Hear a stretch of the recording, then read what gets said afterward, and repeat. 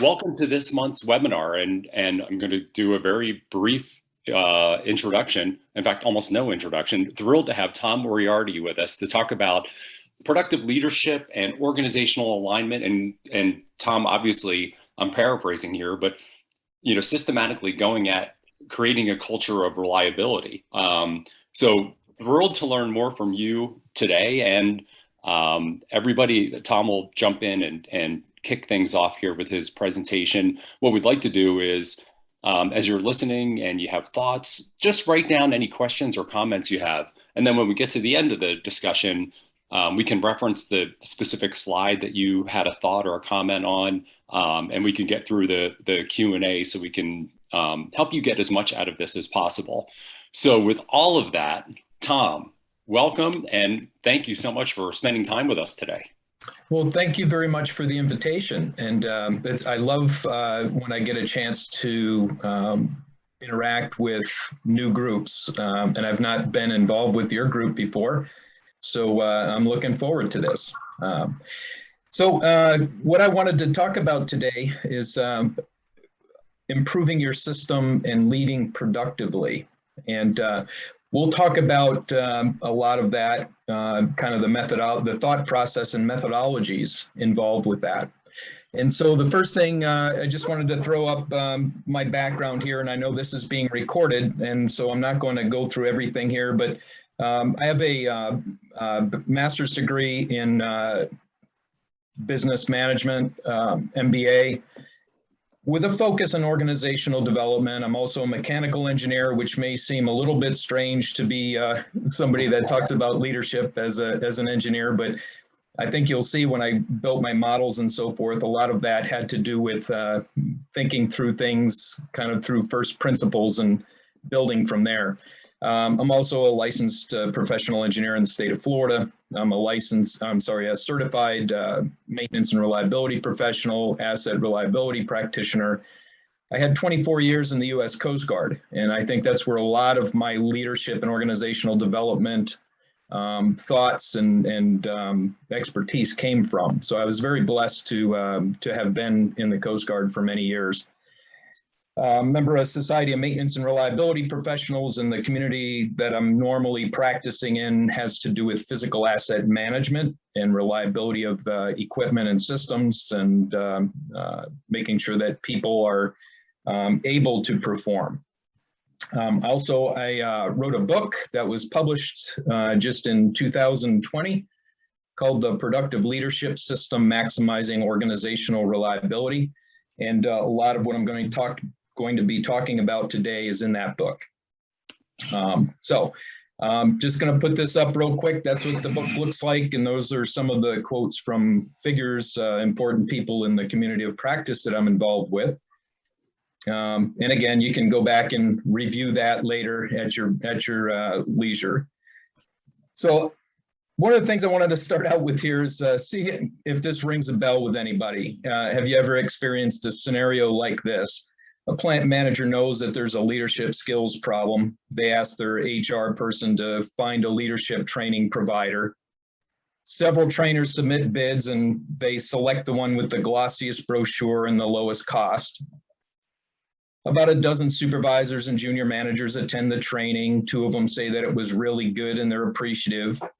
About 4 of them grumble and say it was a waste of time. And the rest feel like it's good information, but they're skeptical that they're going to be able to apply what they learned. The trainer gets paid, everybody goes back to work, nothing changes. And so the lesson there is that if you're going to do training or some sort of a change initiative, it's only worth doing if you can get good results from that investment. And my apologies to anybody from LSU. But the point here is that we want to make sure that when we go to training, we want to make sure that it gets applied. The system that trainees operated in before attending the training is probably going to be the same thing that, oh, my thing is not working. Hang on just a second.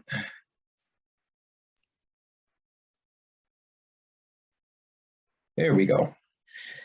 Yeah, so the trainees left the system, went into a training environment, and now they are getting back to their facility and nothing has really changed. And what I'm here to say is it's not rocket science.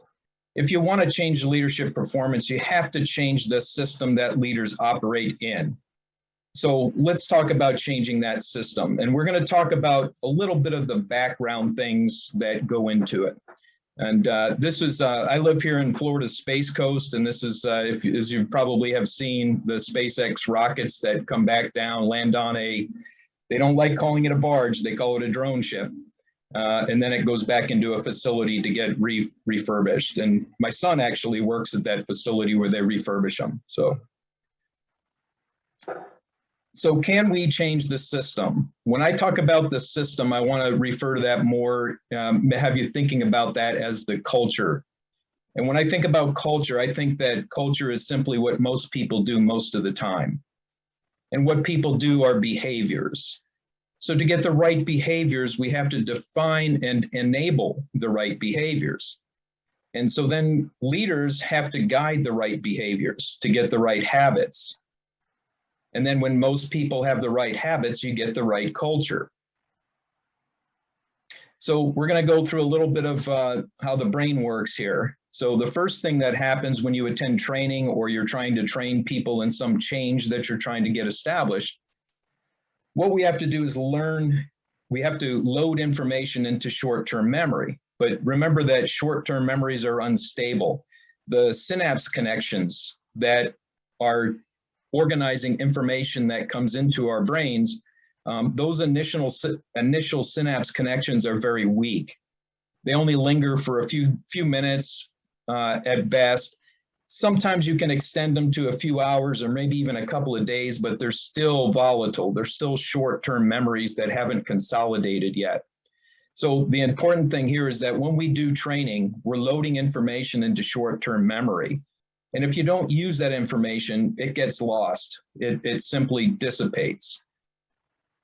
So most of you probably have seen this equation before. It's something that you probably learned in middle school or high school. And if you recognize this, you probably recognize it as the Pythagorean equation, right? The reason that you remember that is because, well, in my day, I'm almost 60 years old. So back in my day, the teacher was writing on a chalkboard and they explained what this was. They explained how the equation worked. They worked a few examples and then they gave you homework. So you went home and worked examples and then they looked at them the next day, and then you had quizzes and exams. So it was repetition. You kept getting that information.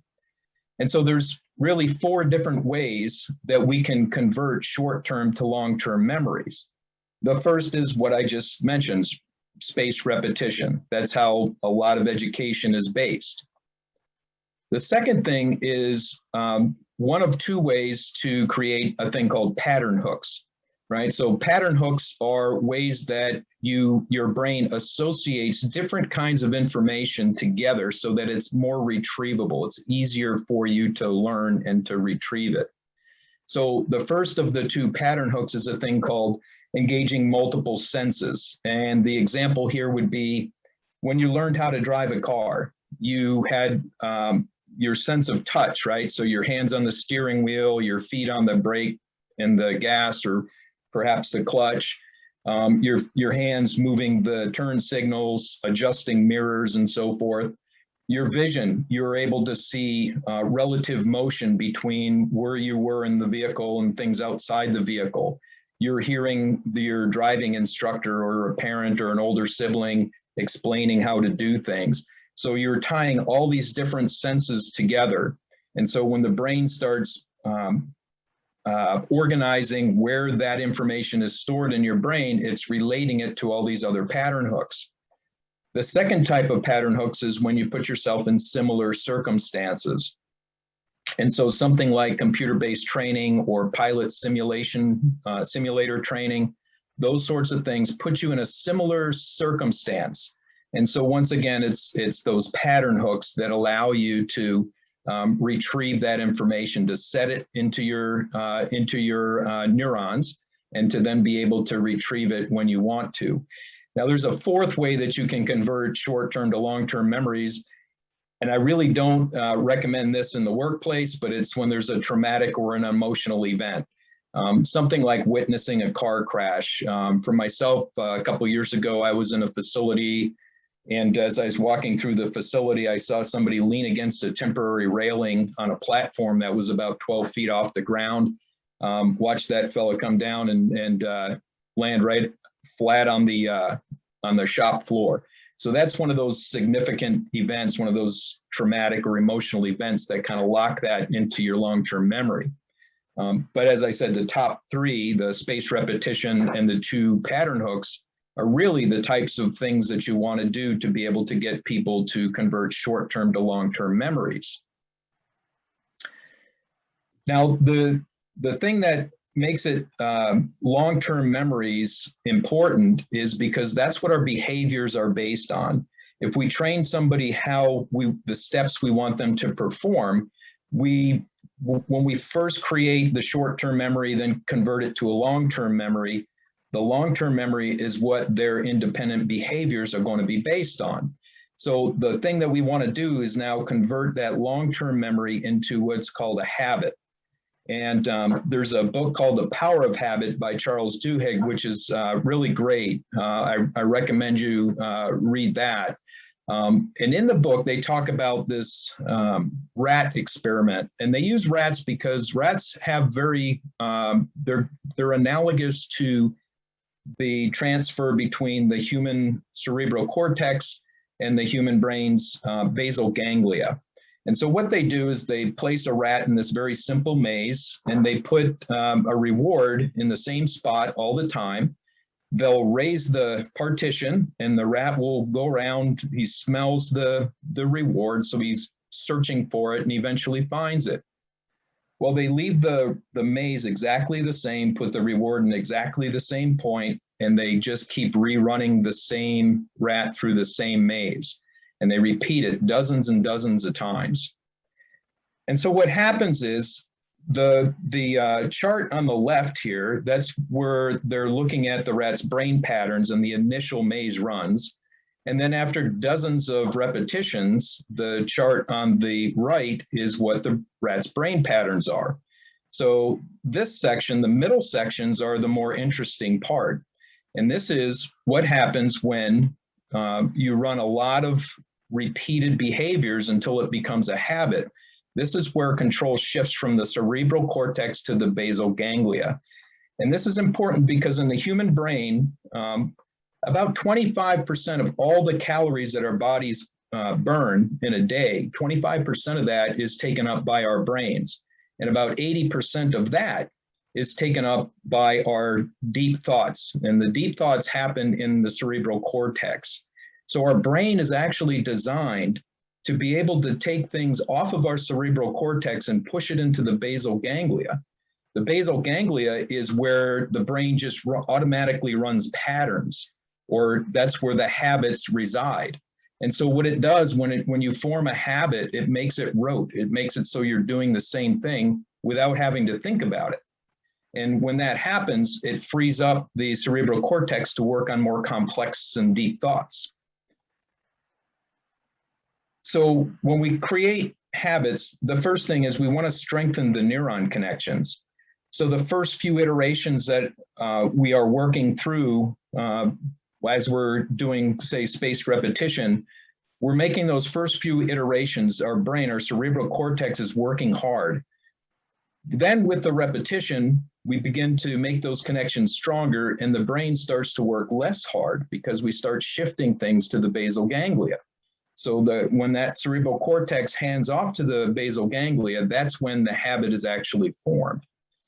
And when we're working on that basal ganglia, we really, your brain starts de-emphasizing the sensory inputs. So your vision, your sense of smell, your hearing, you don't depend on it. You're not having to think as much. And so the basal ganglia, as I said, recognizes and manages patterns. So this is what's called the habit cycle, the cue, routine, reward. And if you remember back a couple slides ago where the two charts were on the brain activity, The one on the right still had kind of a big peak on the beginning and a big peak at the end. And that's because the cue and the reward. So the cue on the front end, when that partition came up, it signaled the brain that it was going to go into this habit cycle. So the brain got excited. It then went through the routine where that brain cycle got lower. And then when it got the reward, it was kind of an endorphin rush. So the brain activity went up a little bit more. But that's the habit cycle, a cue, routine, and a reward. And one of the interesting things, if you think about those of you who are still working at a job site and not telecommuting, when you think about when you drive home from work at the end of the day, chances are you're not thinking about how much pressure you're putting on the steering wheel or how much pressure you're putting on the brake or the gas. You're probably thinking about, your wife's birthday's coming up or your kid's soccer game or something like that.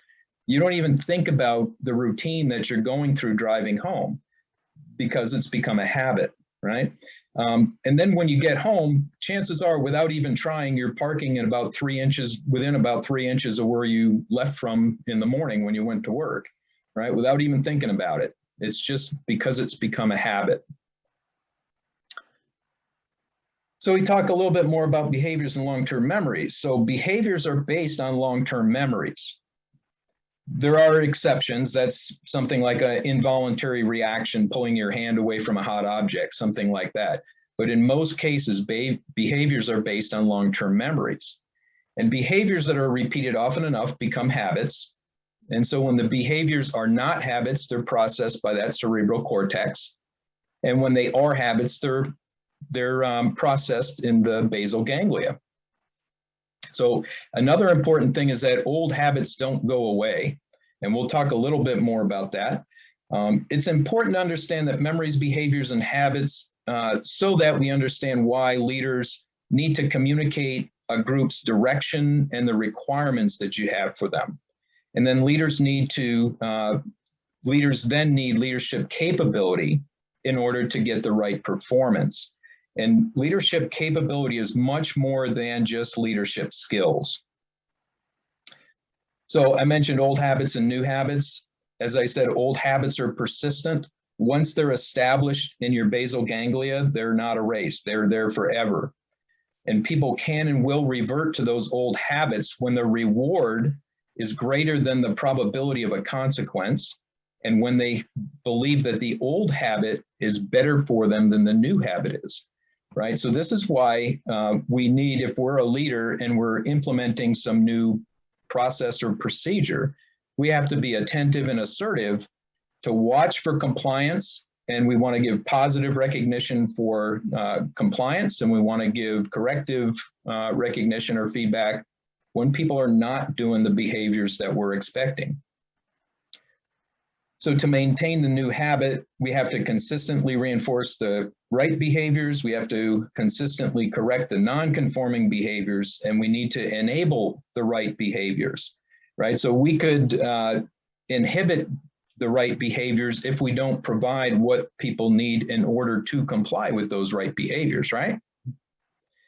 So the thing I want you to take away from this discussion on behaviors and the brain and everything is that humans, our bodies are designed so that we can learn throughout our lives.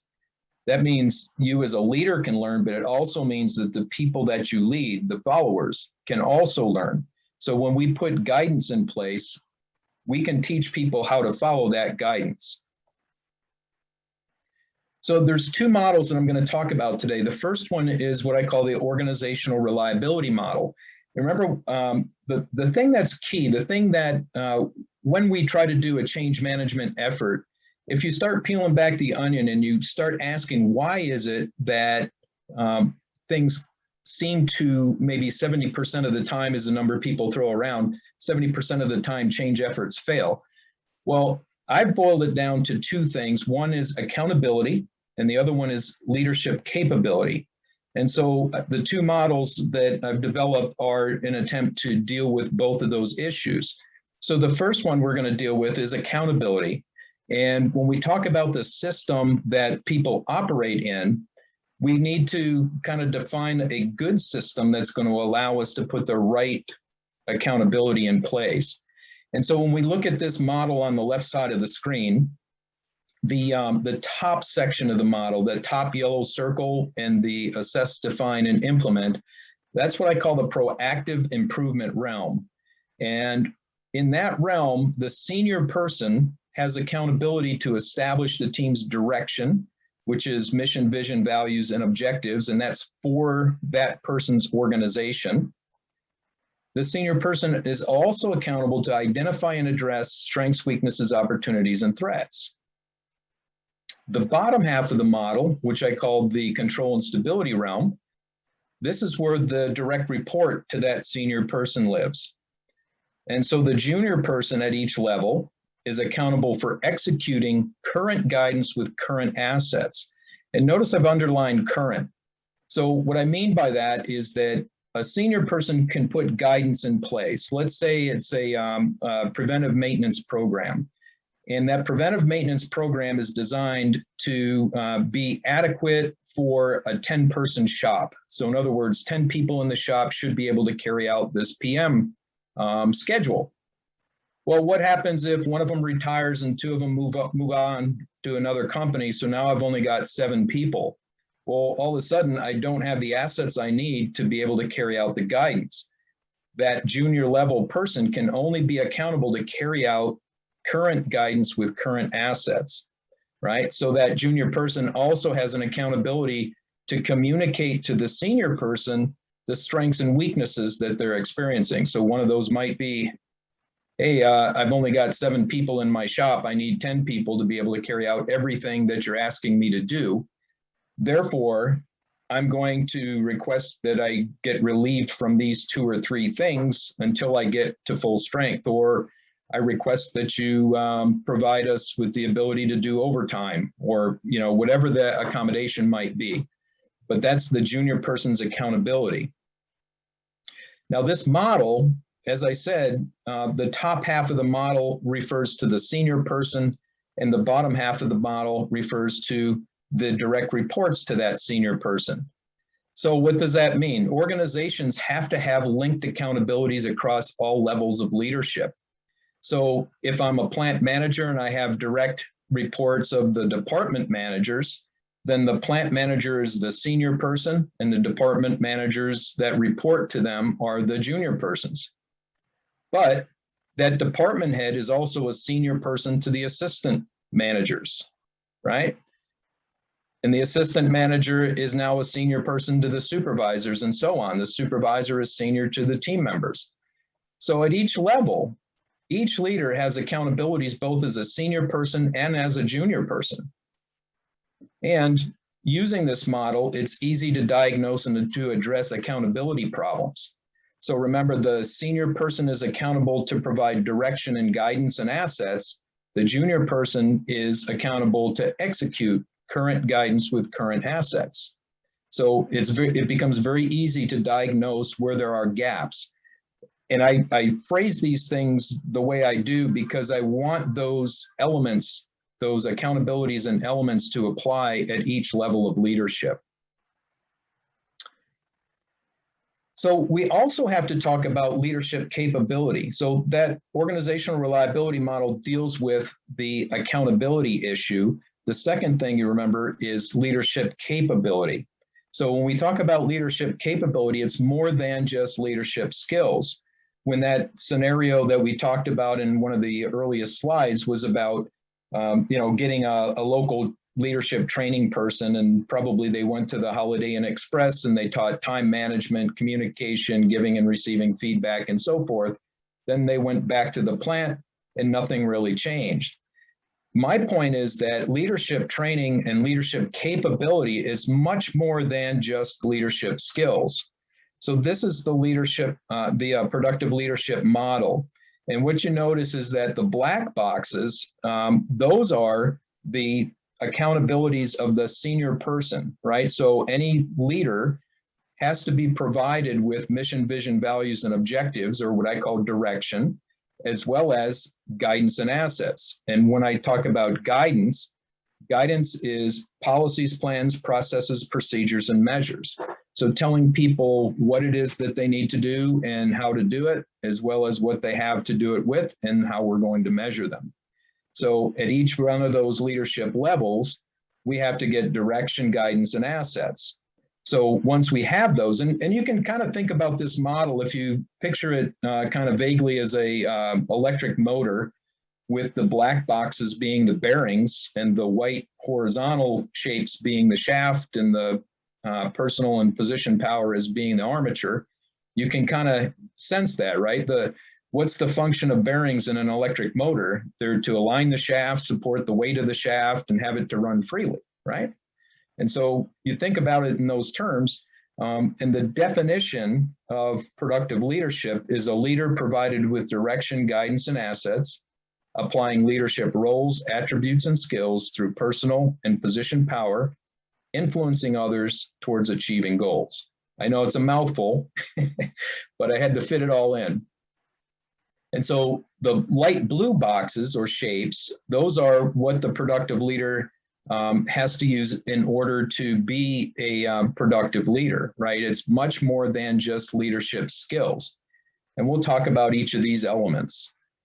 So when we talk about the leader, I think we can all agree that a statement such as this from Harry Selfridge, and Harry Selfridge was a department store person. He had a string of department stores in the early 1900s. He said the boss drives people, the leader coaches them. The boss depends on authority, the leader on goodwill. The boss inspires fear, the leader inspires enthusiasm. The boss says I, the leader says we. The boss fixes the blame for the breakdown, the leader fixes the breakdown. The boss says go, the leader says let's go. So I think we can agree that that's a pretty good sentiment, a pretty good quote. The difficulty, though, is how do you get people to do those things?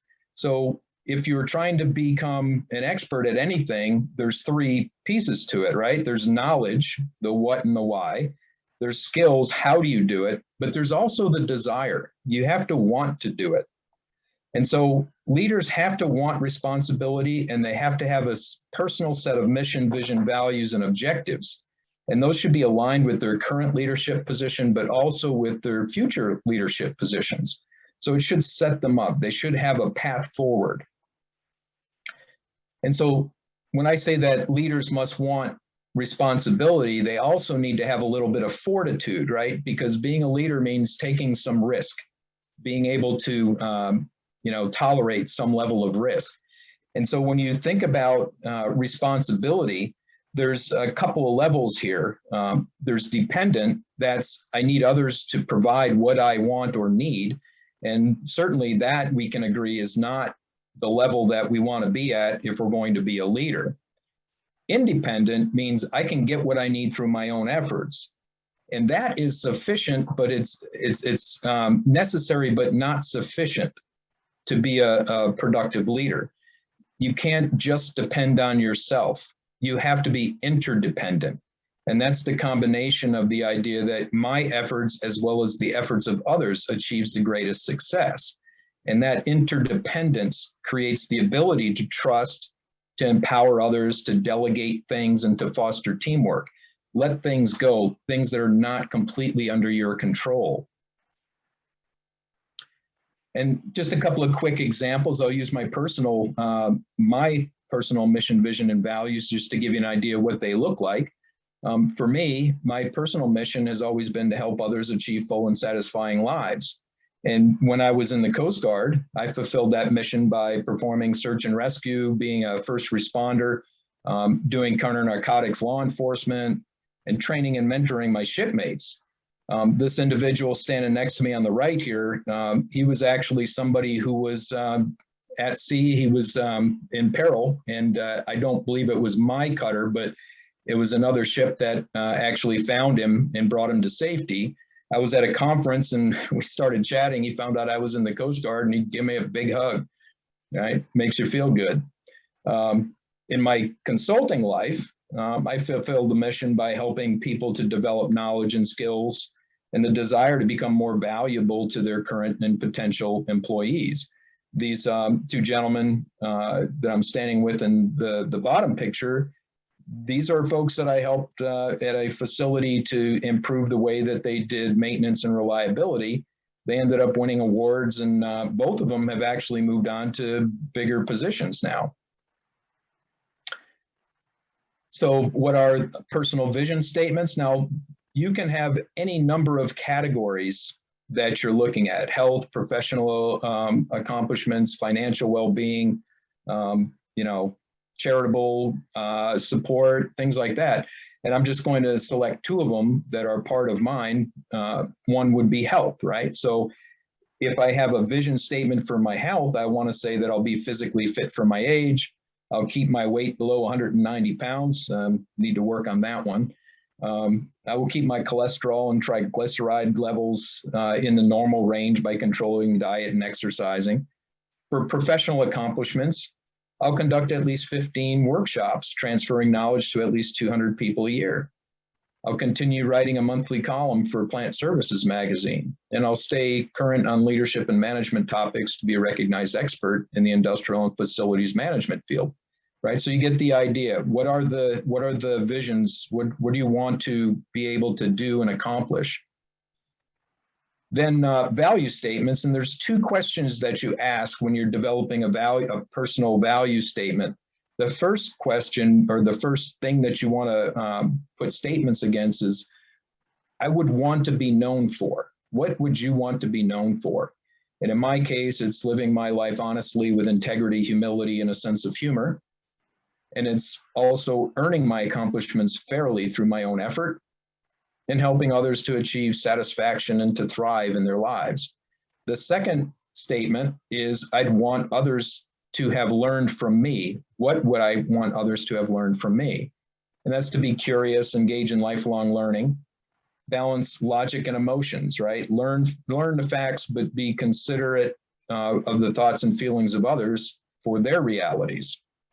And then take care of your mind, body, and soul. So these can be anything to you, but you should address what you would want to be known for and what you would want others to have learned from you. So that's how you develop your personal mission, vision, and values. Now let's move on to the next block in the productive leadership model. So we talked about the leader. Leader must want to be a leader. They must want responsibility, and they should have a set of personal mission, vision, and values. So now we're going to talk about the 5 leadership roles, attributes, and skills. And the 5 leadership roles, these are when you are in a leadership role, where are you spending your time? And the 5 of them are expert technician, manager, administrator, coach, systems thinker, and visionary. Expert technician, you shouldn't, when you're in a leadership position, you should really be spending very little time as an expert technician. Somebody at some point presumably gave you the opportunity to become an expert.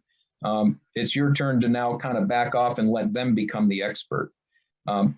There are small circumstances where you may want to engage as an expert technician, but for the most part, that should be less than 5% of your time. Manager, administrator, that should be probably 30 or 40% of your time. Coach should also be 30 or 40% of your time. Systems thinker is working on internal policies, processes, and procedures and measures. Visionary is working on opportunities and threats that come from outside the organization, outside of your realm. So these are the focus areas that a leader is working in any part of the day. And leaders at every level will be working in these 5 roles when acting as a leader.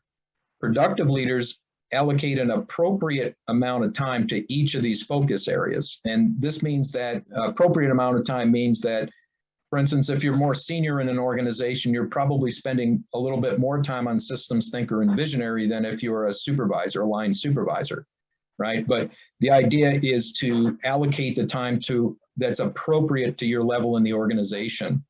And I'll just mention too that sometimes a leader is not fulfilling any leadership role at all. They might be working on self-development, or they could just be goofing off. So obviously we want to minimize the amount of goof off time, but we still want to spend 5% of your time or so working on personal development. So now we'll talk about the 5 leadership attributes. And these are the characteristics that a productive leader exhibits. And so it's consistent, attentive, respectful, motivating, and assertive.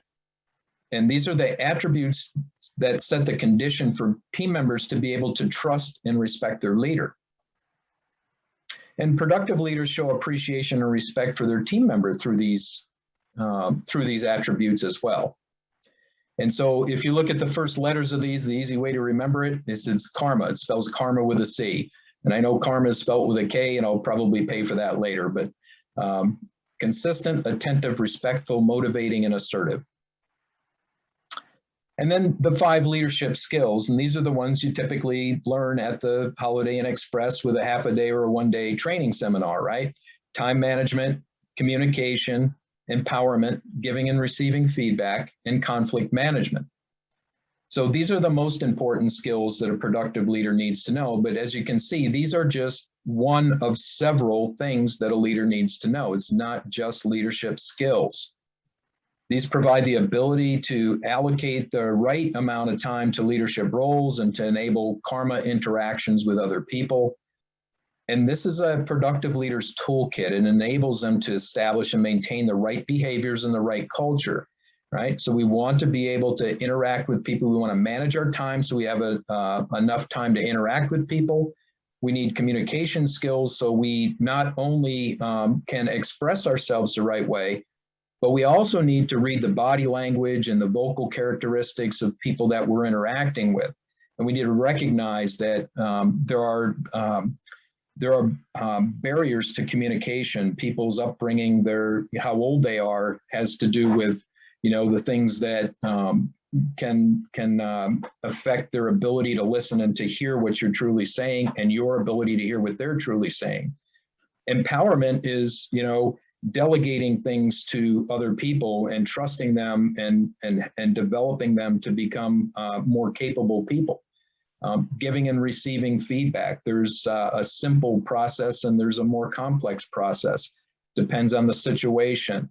But your ability to provide feedback is important, but you also, as a leader, need to be able to take in feedback from the people that are your direct reports.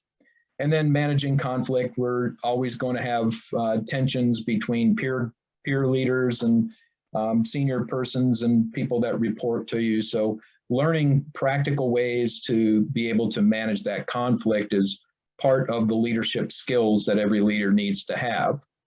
So next we're going to talk about power. And everybody in a leadership position should understand what their sources of power are. And there's 2 power bases. The first is position power. The other one is personal power. Position power is power that's delegated to you based on your job description or your position in the organization, right? It's authority that's delegated down to you. It's formal power, formal authority. Personal power, on the other hand, is the power that people willingly give to you. And those typically come from how you interact with people, right? How you treat people, how you're perceived by others. And that could be interpersonal, or it could be your expertise in a particular area. But this is other people willingly giving you power. And you can see all of the different power sources here, and you can go through them. There's a couple that are combinations of both personal and position power. That's information and connection power. But it's just really tapping into the power that somebody else has, either through information or through connection.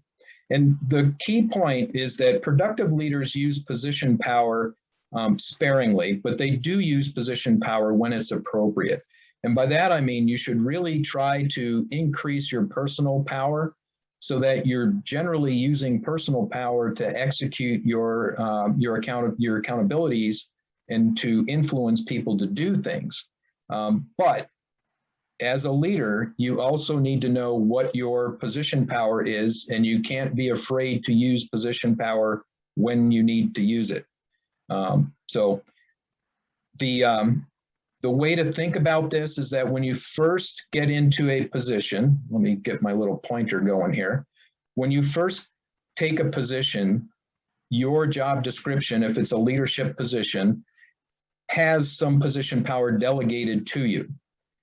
Once you have that power delegated to you and you start using that position power because you don't know the personalities, you're new to this organization, the only thing you have is personal power.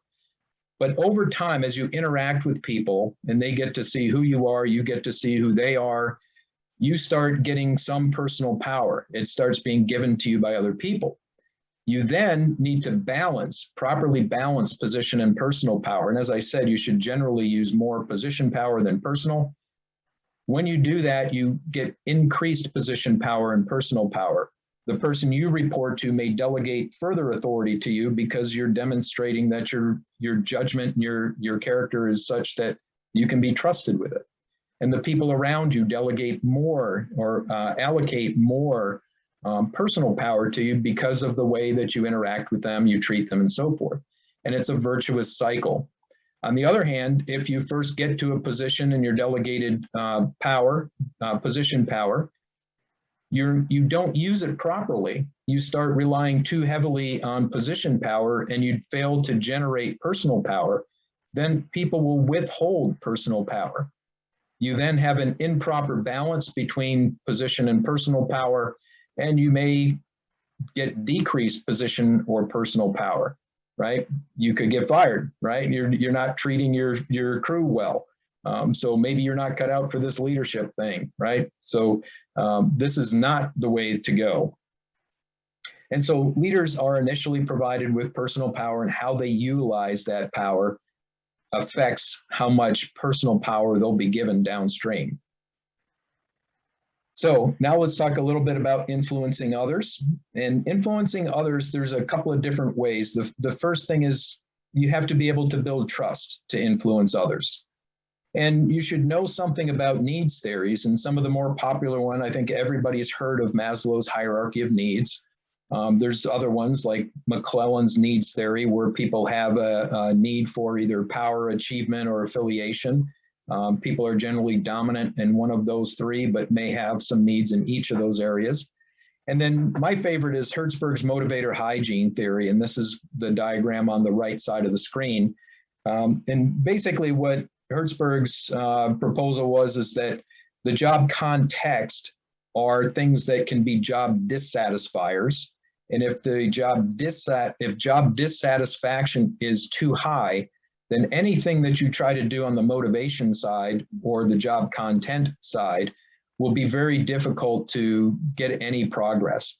And so the important thing to notice is that if you're a leader, you can directly or indirectly affect all of these things.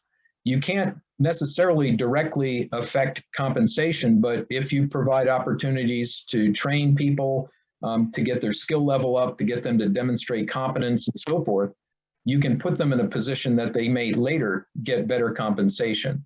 So you get the idea. Most people talk about the motivator sides, right? Giving people challenging, meaningful work, giving them recognition for their accomplishments and so forth. But if the job context, what is it like to work there? If it's very bureaucratic, a lot of micromanagement type stuff, then you're never going to get ahead of the motivators, right? You're never going to allow the motivators to be in the driver's seat. The other things are things like group dynamics, learning a little bit about dyads and triads, right? Understanding how groups interact. The other influencing is, of course, influencing up. And there are circumstances where you need to be able to influence up. You need to influence your boss or to a peer that may have more or less power in the organization, right? Sometimes, let's say it's a maintenance manager and they're trying to interact with an operations manager. And in most production environments, the operations manager tends to be the big dog, right? And so how can you influence that peer or influence up, right? So most of that is easy if you're trusted and respected. If there's mutual trust and respect, you can have a dialogue and chances are you'll be able to work things out. But in other cases, I teach people to use the phrase unless otherwise directed, right? And so this happens sometimes if your boss is not responsive, like you're that shop manager and you only have 7 people and you're supposed to have 10. Well, if you're not getting a response to the idea that, hey, instead of completing, we're going to complete all the PMs, but we're not going to get as much corrective work done. And these are the corrective jobs that I'm not going to get to, or the projects I'm not going to do until we get enough people. Use the phrase unless otherwise directed, that can prompt them to have to respond to you, right? And so a lot of times a senior person won't respond because either they're busy with other things, but you still need to get something accomplished, right? So if you say unless otherwise directed, if they don't reply to you, then that's a tacit approval, go for it. And if they do respond, then you're going to get an answer. So it's a neat little trick. And then the last piece of the light blue portion of the productive leadership model is goals. And this is a fairly small deal, but it's something that we should learn how to do.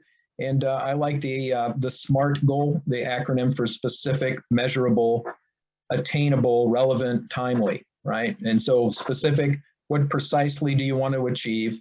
The more specific you can be, the greater the chance that you're going to achieve that goal. Measurable, it has to be quantitative, not qualitative, right? We're going to be better is not as good as we're going to be 10% better, okay? And we want to identify the specific observable parameters for the goal that we want to reach. Attainable, you want to make people stretch a little bit, but don't make it so much that it's viewed as not doable, right? They should encourage team members, and it should be possible, even if it's a little bit difficult. And what I say about this as well is let the team set the goal. Let them, determine what is achievable. Chances are they'll make it easy for themselves to achieve it, but at the end of the day, they'll probably exceed that goal and be closer to your goal anyway. So let them have ownership for it. Let them set the goal. They're going to be responsible for it. Let them have a voice in it. Relevant. Why do you want to achieve the goal? It should be tied to mission, vision, values, objectives, right? We want to make sure that it's tied to what we're trying to accomplish, our direction. And then timely. When should it be achieved by? Depending on the nature of the goal. Without a time frame, there's no pressure to accomplish the goal, right? So we want to improve our PM compliance by 5% within the next quarter, something like that, right? Okay, so that's most of what I wanted to present today, but I just wanted to recap this important aspect about culture, and the culture being what most people do most of the time, and what people do are behaviors. And when a person performs a behavior often enough, it becomes a habit. And when most people have the same habits, it produces the right culture, right? And so whether you're trying to learn a new task or trying to become a better leader, or whether you're trying to create the right habits or the right culture, these are the processes. The leader themselves has to be accountable, and they have to have the leadership capability to be able to carry out their accountabilities. But we also need to recognize that individuals, all of us, are able to learn throughout our lives, and it's our biology. It's there. Right? But we as leaders have to put them in a position to be able to learn, to drive those learnings to behaviors, and those behaviors to habits. So that's what I had for you today. Just as a summary, there are reasons why training and culture systems fail, and that's memories and behaviors haven't become habits. And we need to look at the system differently. We can't just keep doing what we've always done and expect a different result. So accountability and leadership capability are the keys. And people can learn throughout their lives. Leaders can learn to be better leaders, and followers can learn direction and guidance. The organizational reliability model is to improve the system that people are working in. And it assigns accountabilities at each level of leadership. It's a good tool for diagnosing leadership and accountability issues. And the productive leadership model is to improve leadership capability. So leaders can only perform to the direction, guidance, and assets that they're provided with. And leadership is much more than just leadership skills. It's the leader themselves wanting the position. It's them having a personal mission, vision, and values that align with their current and future position. It's leadership roles, leadership attributes, leadership skills, knowing position and personal power, knowing how to influence others, and knowing how to set goals. So it's not just the half a day at the Holiday Inn Express. Apologies to the Holiday Inn Express. Culture is what most people do most of the time. What people do are behaviors. And to get the right behaviors, the leaders have to guide the right behaviors. And we guide the right behaviors by giving that, being consistent, attentive, and assertive, right? Notice when people are performing the way we want them to perform. That's one of the most underutilized leadership traits. When people are doing the right thing, make mention of it. Make it descriptive, right? Tell them what specific behaviors you're seeing that are good, and also be assertive to make sure that we're letting people know when they're not doing things the right way and doing it properly. So I'm standing by for questions. Tom, thank you. Whoops, that's a little bit of a loud feedback there. Sorry about that. So while we're waiting for people to just jump right in, I'd invite everybody. I know there was some chat going on in the chat going on in the chat box in reference to a couple different slides. But I'd welcome everybody. Just if you have comments or questions, go ahead and unmute yourself right now, and let's just jump into the conversation. And Tom, while we're waiting for people to start jumping in, and it's happening already, a quick thank you for all that you've shared so far. So with that, Daniel, you're unmuted. What do you think, Daniel? First of all, Tom, I want to say tremendous thoughts and presentations you've shared today. I really can resonate with it. My apologies to Mike Petrowski, but I'm going to key on something that he chatted a little earlier, and I had the same thought. I loved your model where leaders have both a leadership and a senior and junior accountabilities. Yeah, I'm sorry, senior and junior accountability with that chain going further down. And Mike had commented, and like I said, I had the same thought. You know, there are times it's almost like the telephone game, or it's probably more I guess purposeful than just by accident. But at some point, the communication of mission, vision, behaviors gets altered. And it's no longer the same as how it started at the top. And Mike referred to it as that clay layer. Things aren't percolating down correctly anymore. How do you address that? How do you find that it's happening, and where? Yeah, so that's why I said that model. Let me go back and see if I can pull that model up. Yeah, so the idea is that because you have that linked accountabilities all through the chain, it makes it much easier to diagnose where the gaps are, where the problem is, right? It's, excuse me, I wish I had, here we go. So it makes it much easier to identify where the gap is, right? So let's say you're the plant manager and you're trying to put in place a safety initiative, right? Well, you come out with all these banners and everybody gets a ball cap and everything's kicked off and everything's going well. But you get down to this level and people are like, well, this is just the same old thing, right? There's a couple reasons for that. It boils down to the accountability, and it boils down to the leadership capability. So leadership, I want to make sure that I'm not shortchanging the leadership capability piece of this, because if I have an accountability as a leader and I don't have the leadership capability to drive that accountability, to carry through my accountability, that's on me partially, but it's also on the senior person I report to get me that leadership capability, right? So making sure that I'm allocating time as a coach, that's to develop that leadership capability in that subordinate, that person that reports to you. But when you're to think about when there's a gap, that initiative falls down someplace in the middle, well, okay, so if this department manager to the assistant manager, if that's where that's falling apart, because we can see this guy seems to be on board, but the assistant manager doesn't seem to be on board. Well, that tells you that that department manager is not not addressing it appropriately with the assistant manager. So if I'm the plant manager, I'm going to lean on the department manager to lean on the assistant manager, right? Because it's the department manager's accountability to his direct report. Does that make sense?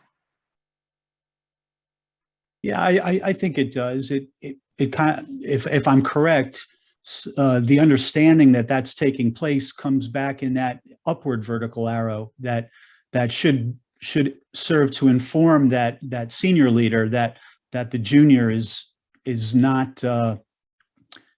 carrying out or may not be capable.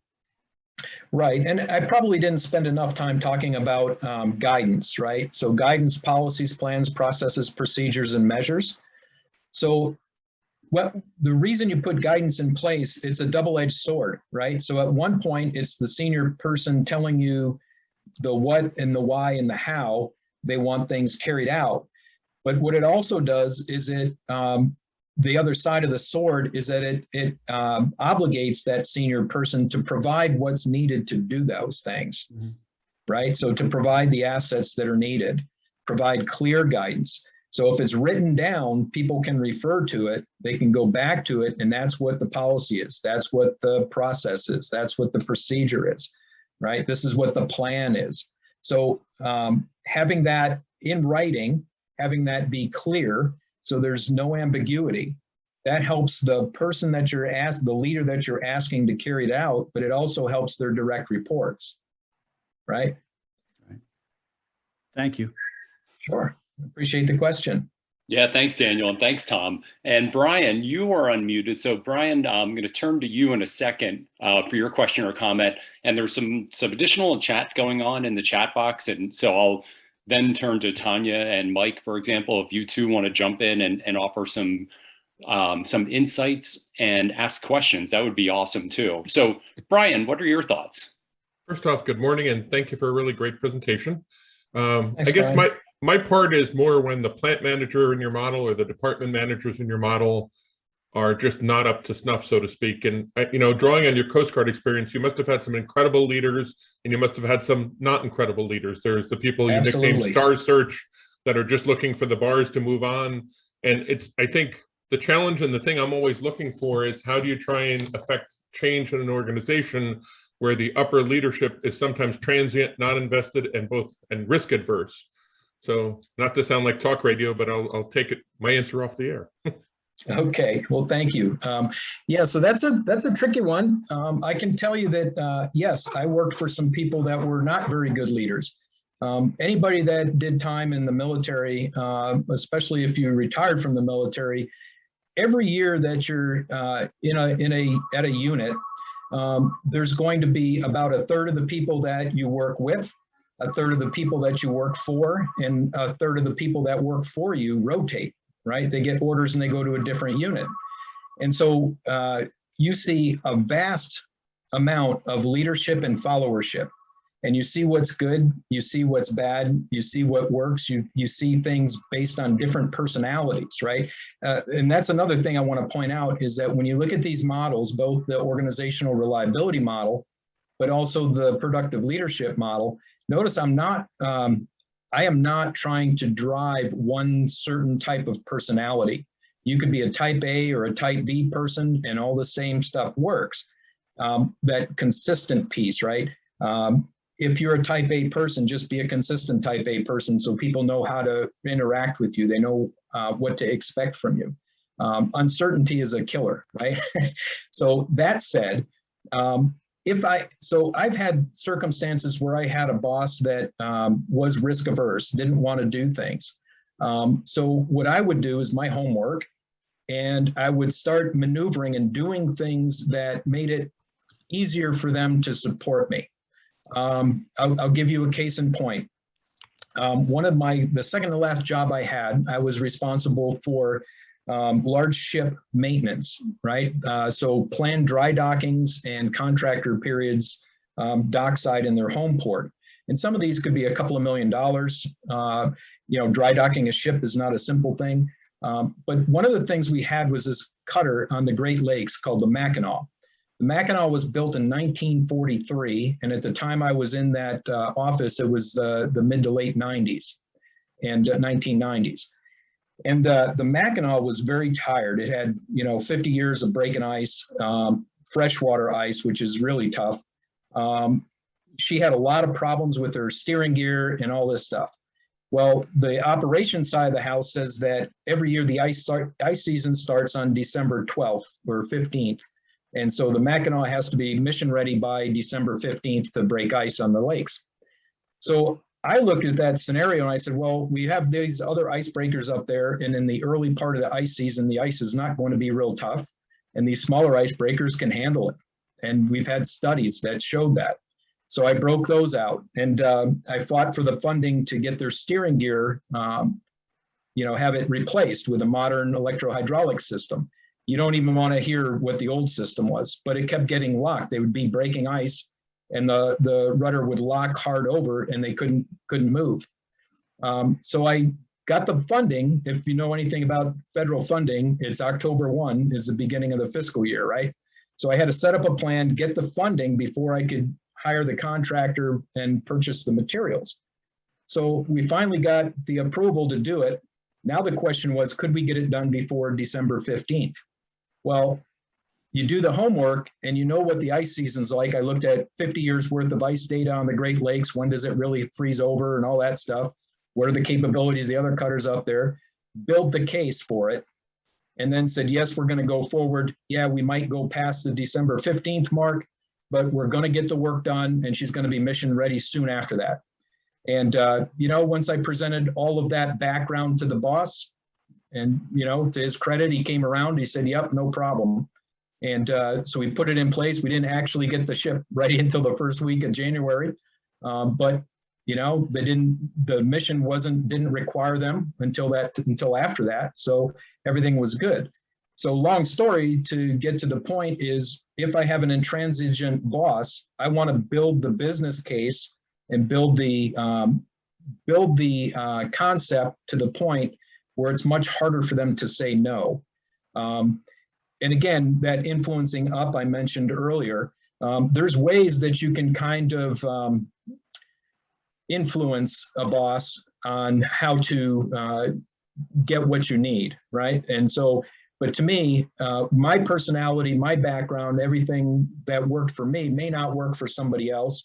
But I believe that if you build the case and make it hard for the person to say no, and I'm a firm believer that you give the senior person credit if that's what they crave. I really don't care about that.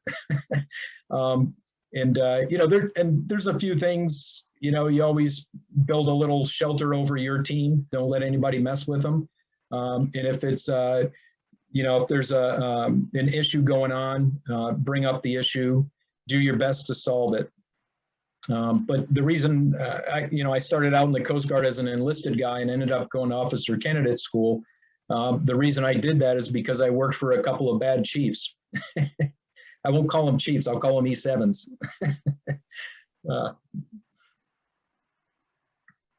Awesome. Brian, thank you for the question. Tom, thank you. And we have time. Tom, do you have time for one more question? Yeah. Or maybe a couple of quick ones? Yeah, I'm okay. Perfect. So I'm going to invite Tanya Hewitt to jump in. Tanya, you had typed a couple of questions into the chat box, and I'd love to bring you into this conversation. So Tanya, what are your thoughts? So thanks, Tom, for your presentation. I had a couple of different things in the chat, but maybe I'll just focus on the most important one I think that I would want to prioritize. So I've been looking at a whole lot of leadership things for years, and I have come to an appreciation that humility is by far, like in ginormous, the most important attribute of a leader. And I don't remember hearing that word in your presentation. I'm just wondering if you could comment on that. Yeah, I agree. But so where I would say it fits into the discussion is when I talk about power, right? Sources of power, personal power, where humility comes in is if I have humility in dealing with my direct reports and my peers, I'll get more personal power from that. That will allow me to influence people better. So yeah, there's tons of words that I didn't use, and it may not even be in my book, but it's absolutely, humility is a big one, right? Because it shows humility allows you to be open to hearing other people's opinions and letting other people do things, right? So it also fits into on the productive leadership model. Remember, the leadership skills included giving and receiving feedback, so listening to feedback. It was also, oh gosh, I'm losing my thought. So giving and receiving feedback, conflict resolution, all these different aspects that allow you to be open to hearing things.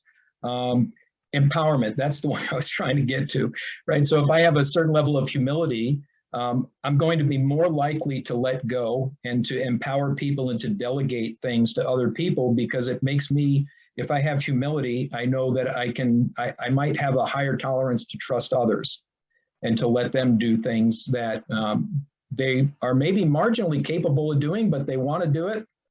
You know, that kind of helps me to get there. When you look at it going up, humility can also be something where, you know, you give your team members the credit when something goes well, and you take the heat when something does not go well, right? So that's why I talked about putting an umbrella over your team. So when your team does something well, they did it. It was their effort. If something didn't go well, the humility is that I didn't put them in a position to do better. And that's the way that I've always looked at it. So I hope that answers your question or addresses your comment.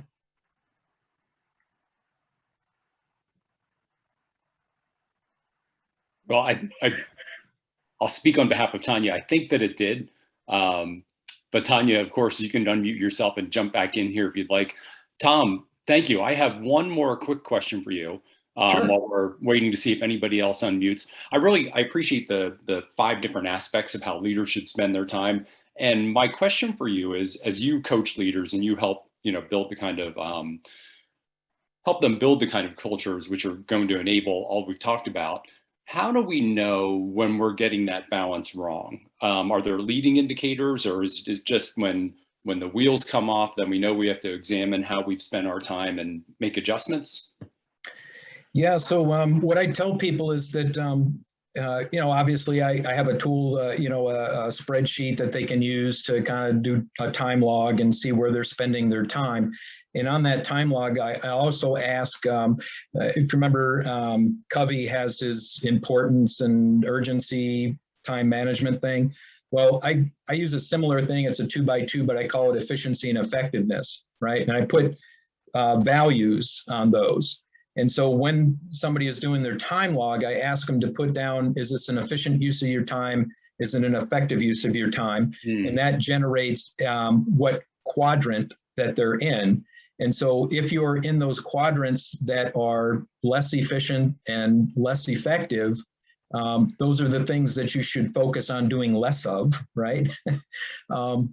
And so a time log is the first place where I would encourage people to use. And even if you don't do anything that sophisticated, you can still look at, where you're spending your time, and then consciously make the decision. If I have a 40-hour work week, and I know most leaders probably have a 60-hour work week, but if I have a 40-hour work week, and I should be on and I'll even say on a monthly basis, like if you tally it up at the end of the month, 40% of your time is probably going to be doing admin administrator stuff, but you should focus and try to get to another, 30 or 40% of your time on coaching. And so allocating time to that, look ahead and put it on your calendar, on your Outlook calendar. Put in time that I'm going to go talk with Janet about, she expressed an interest in being better at X. So I'm going to put a time in, see if I can get her schedule to match, and I'll go spend that coaching time with that person for that period of time, and tally it up so that you're putting the right amount of times in the right boxes, right? as well as that 5% or so for your own personal development. So put it on a calendar, try to schedule it out so that you're using the time appropriately. And so what I find too is like a lot of line supervisors will be spending way too much time in the expert technician portion, right? The two hardest things for a line supervisor, a new supervisor to learn is how to put down the tools and how to properly give feedback to people who may still be your fishing buddies, right?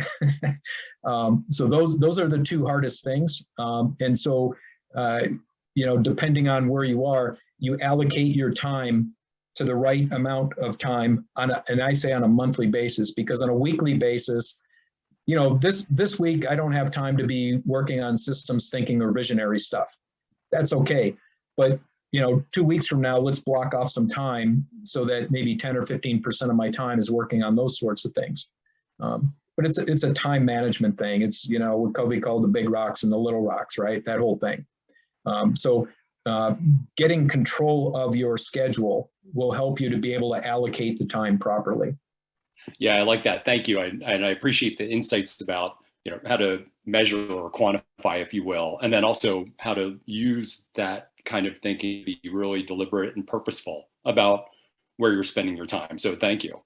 And it looks like we have no more questions from the participants today. So Tom, on behalf of everybody who joined today and behalf of the community and myself, thank you so much for sharing your insights and sharing your time. Oh, thank you very much. I appreciate it. And good luck to everybody. Go forth and do great things. That's how I sign off from my monthly column in plant services. Yeah, that's awesome. I am going to, just for the sake of everybody still on the call with us, I am going to share out a couple of quick slides. And yeah, a couple chats in the chat box. It was a great session. And everybody should be able to now see my screen. Just a little note about upcoming webinars. December, we're off for the holidays. So we do not have one scheduled. We are back on the 27th of January in 2022 with Gene Bellinger, he'll share insights from his 4 decades of trial and learning. And it'll be another really interesting discussion that we have in January. So hope everybody's looking forward to that one. Couple of quick notes about our 2022 conference, which is scheduled for June, as you can see up there. I've got 2 QR codes. I'm trying to leverage some new technology for my little brain. One is on the left. If you're interested in submitting a paper or for any of the sessions, you can go to the URL that's on the screen or scan the QR code. I know a number of you on this call today have already submitted, so thank you for that. If others have not submitted an abstract yet, there's an easy way to do it, and we'd welcome your insights and your wisdom through those submittals. And the other QR code is to subscribe for conference updates. So if you want to subscribe and get updates as they come out about the conference, you can use that one.